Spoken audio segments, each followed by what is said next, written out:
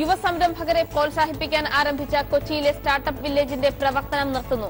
ഇടപാടുകൾ അവസാനിപ്പിക്കണമെന്ന് സംരംഭകർക്ക് നിർദ്ദേശം. നടപടി സ്റ്റാർട്ടപ്പ് മിഷന് കീഴിലേക്ക് പ്രവർത്തനം മാറ്റാനെന്ന് ഔദ്യോഗിക വിശദീകരണം.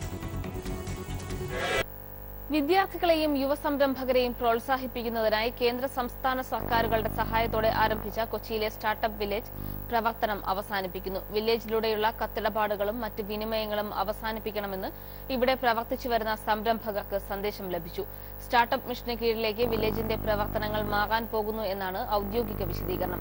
മിഷൻ സിഇഒ സംരംഭകരുമായി ആശയവിനിമയം നടത്തിയെങ്കിലും വിഷയത്തിലെ ആശയക്കുഴപ്പം ഒഴിവായിട്ടില്ല.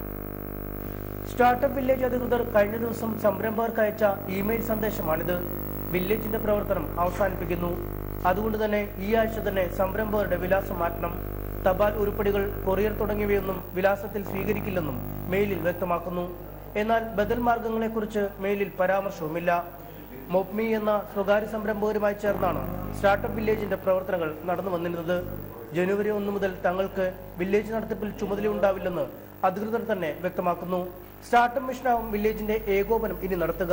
നിലവിലെ കമ്പനികൾ സ്റ്റാർട്ടപ്പിൽ തുടരുന്നതുമായി ബന്ധപ്പെട്ട് മിഷനുമായി പുതിയ കരാറിൽ ഏർപ്പെടേണ്ടി വരുമെന്നാണ് സൂചന. കരാർ നിബന്ധന അടക്കമുള്ള കാര്യങ്ങളെക്കുറിച്ച് വ്യക്തമായ ചിത്രം നൽകാൻ അധികൃതർ ഇനിയും തയ്യാറായിട്ടുമില്ല. നേരത്തെ സ്റ്റാർട്ടപ്പ് സംവിധാനങ്ങൾ ഉപയോഗിക്കുന്നതിനുള്ള നിരക്ക് കുത്തനെ ഉയർത്താൻ കമ്പനി ആലോചിച്ചിരുന്നു. സംരംഭകരുടെ എതിർപ്പിനെ തുടർന്ന് നീക്കം നടപ്പിലായിരുന്നില്ല. തുടർന്നാണ് വില്ലേജിന്റെ പ്രവർത്തനം അവസാനിപ്പിക്കുന്നത്. സ്റ്റാർട്ടപ്പ് മിഷൻ പ്രവർത്തനങ്ങൾ ഏറ്റെടുക്കുന്നതിന്റെ മുന്നോടിയായി startup mission CEO doctor Jayashankar Prasad സംരംഭകരുമായി ആശയവിനിമയം നടത്തിയെങ്കിലും ആശയക്കുഴപ്പം പൂർണ്ണമായി ദൂരീകരിക്കപ്പെട്ടിട്ടില്ലെന്നും സംരംഭകർ വ്യക്തമാക്കുന്നു. MS Aneesh Kumar, reporter, Kochi.